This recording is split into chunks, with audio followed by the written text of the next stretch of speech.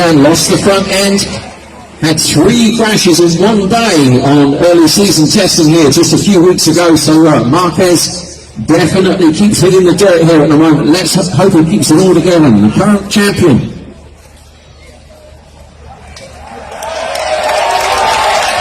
And look at that, Iannone already starting to move up on the Suzuki number 29.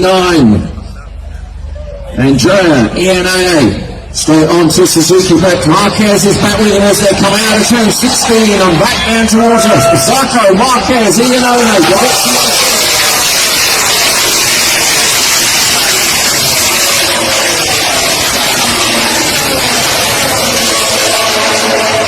Another one.